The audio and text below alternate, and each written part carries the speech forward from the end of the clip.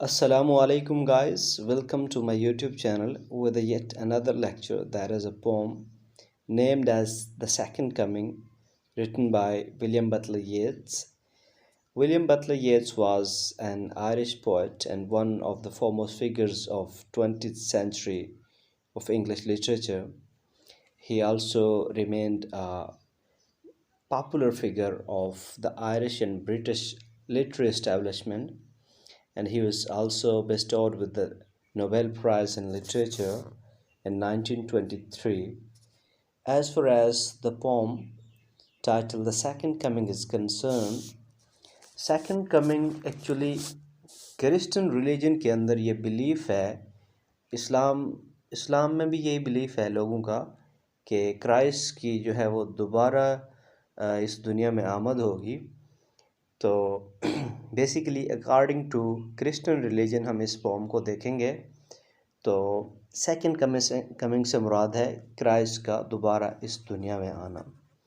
Pome second coming world war one के context में लिखी गई है बेसिकली कि वर्ल्ड वॉर वन की वजह से दुनिया में अनार्की फैली हुई थी, डिस्ट्रक्शन हो रही थी हर जगह पे, लॉलेसनेस था।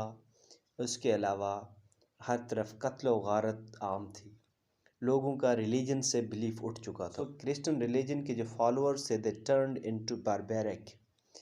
तो उस बारबरिज्म की सिचुएशन को और उस लॉलेसनेस को इस पोम के अंदर जो है वो W.B. येट्स ने दिखाया है। उसके अलावा वो कहते हैं कि there is something that is going to happen now, that is the second coming. यानी कि वो कह रहे हैं कि अब ये जो लॉलेसनेस, अब ये जो अनार्की की सिचुएशन है, अब इसके लिए जस्ट एक ही बंदा है जो इसको कंट्रोल कर सकता है, इस पे काबू पा सकता है, वो क्राइस्ट। तो कहते हैं कि इस पस मंज़र में अभी क्राइस्ट की जो आमद है वो करीब है। तो गाइस देखते हैं, इसको लाइन बाय लाइन पढ़ने की कोशिश करते हैं और फिर इसको समझते हैं। पोएट कह रहा है, turning and widening gyre the falcon can not hear the falconer. Turning से मुराद है बैक टू बैक कंजेक्टिवली चक्कर लगाना। एंड जायर जो है वो सर्कुलर या स्पाइरल मोशन को कहते हैं।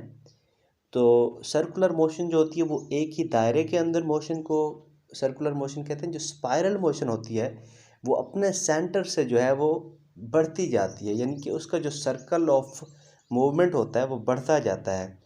तो यहाँ पे पोएट कह रहे हैं कि फाल्कन यहाँ पे बेसिकली जो है वो प्रे बर्ड के लिए यूज़ किया गया है, मतलब ऐसा बर्ड जिसको फाल्कनर ट्रेन करता है।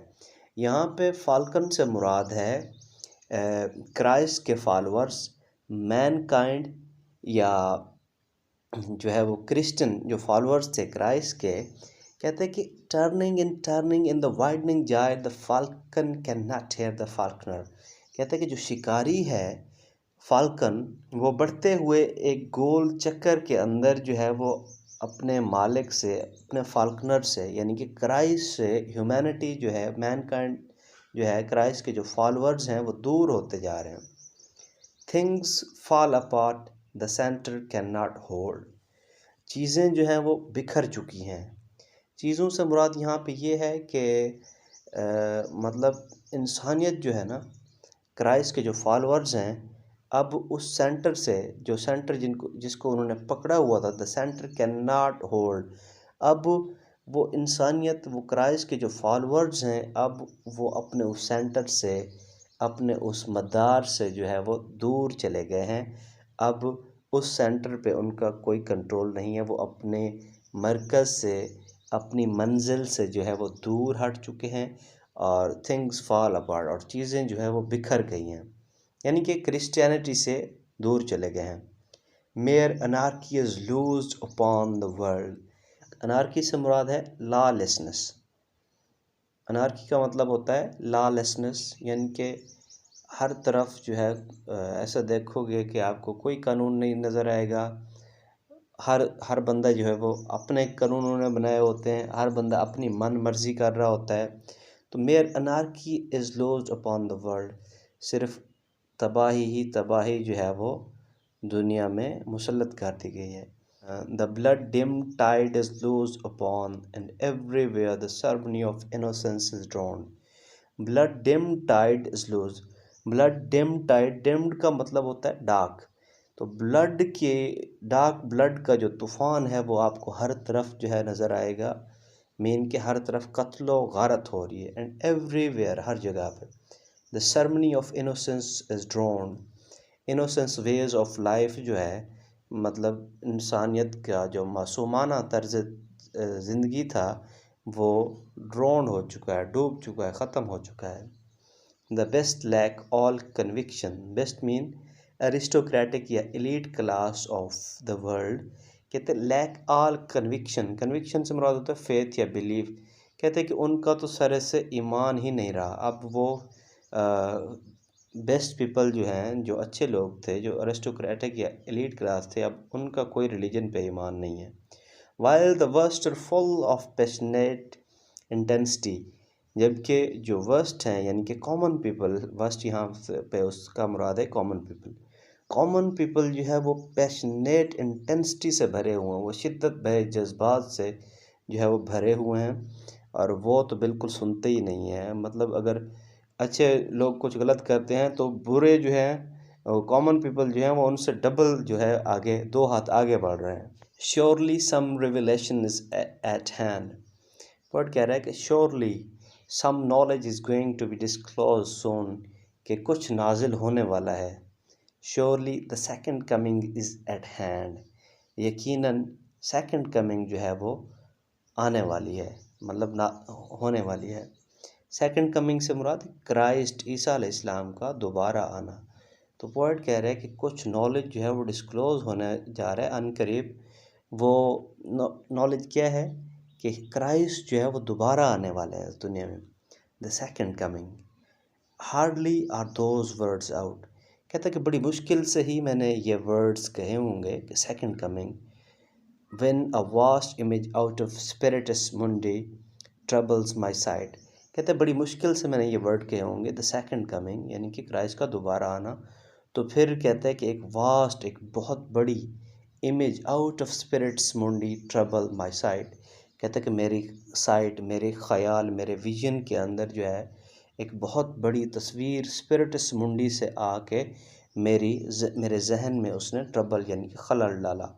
स्पिरिटस मुंडी येट्स के मुताबिक जो है एक स्टोर हाउस है जहाँ पे बेसिकली इमेज और आइडियाज़ जो है वो स्टोर होते हैं। तो पोएट या आर्टिस्ट जो हैं, कहते हैं कि उनसे फिर इन्वोक करके वो इमेज जो है वो लेते हैं, फिर उनको अपने आर्ट वगैरह में यूज़ करते हैं। तो स्पिरिटस मुंडी से यानी कि इमेज के स्टोर हाउस से एक इमेज मेरे माइंड में आती है, पोएट कहता है, और वो जो सेकंड कमिंग जिसके बारे में वो सोच रहा था वो फिर उसके माइंड से वो आइडिया जो है वो चला जाता है, यानी कि उसके माइंड में खौफ की सी सिचुएशन क्रिएट हो जाती है। Somewhere in sands of the desert a shape with lion body and the head of man. कहते कि वो इमेज जो मेरे माइंड में आई थी, somewhere in sands of desert, वो डेजर्ट सहरा में किसी जगह पर रेत में जो है उसकी शेप ऐसी थी, उसकी शक्ल ऐसी थी कि विद लायन बॉडी, उसका जो जिस्म था नीचे वाला हिस्सा वो लायन की तरह था। द हेड ऑफ मैन, और उसका जो सर था वो आदमी की तरह था, यानी कि स्फिंक्स, जिस तरह इडिपस रेक्स के अंदर आपने देखा होगा कि स्फिंक्स की जो शक्ल होती है वो भी इसी तरह की होती है। तो ये एक क्रिएचर है, तो ये इंसानों के लिए जो है वो खौफ का समा पैदा करती है। तो कहता है कि ये जब मैं सेकंड कमिंग के बारे में सोच रहा था और बड़ी मुश्किल से ही मैंने ये वर्ड कहे होंगे, तो कहता है कि मेरे माइंड में वो इमेज जो है वो आ गई। A gaze blank and pitiless as the sun. उसका देखना जो है वो जज्बात से खाली था। And pitiless as the sun, और सूरज की तरह pitiless.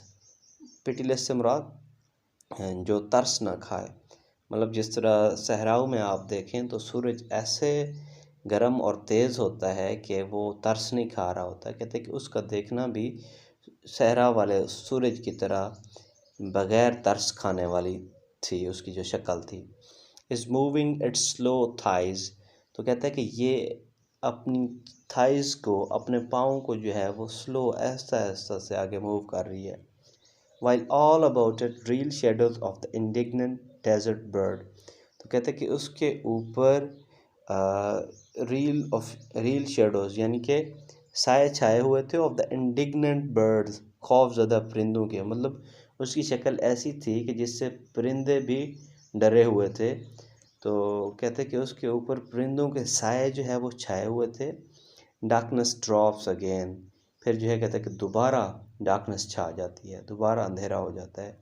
But now I know that 20 centuries of stony sleep were vexed to nightmare, अब मैं जानता हूँ कि 2000 साल की जो स्टोनी स्लीप है, स्टोनी स्लीप से मुराद यहाँ पे ये है कि परमानेंट, यानी कि नींद में ही रहे हैं। स्टोनी स्लीप क्राइस्ट की क्रूसिफिकेशन के बाद कहता है कि ये 2000 साल जो है ये एक किस्म की स्टोनी स्लीप लेते रहे।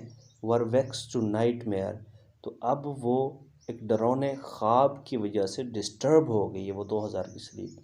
By a rocking cradle, Christ के पिंघोड़े की वजह से, क्राइस का जो पिंघोड़ा है जिसमें मतलब बचपन में क्राइस को रखा जाता था, तो कहते हैं कि उसकी वजह से उनकी जो 2000 साल की जो स्लीप थी वो अब डिस्टर्ब हो गई है। And what rough beast its hour come round at last, और जो रफ बीस्ट थी, जो डरावनी वो खौफनाक शक्ल थी जो उसके पोइट के माइंड में आई थी, कहते हैं कि अब उसका इख्ताम हो जाता है जैसे ही Christ slouches towards Bethlehem to be born, और अब जो है क्राइस्ट स्लाउचेस मूव कर रहे हैं towards Bethlehem to be born.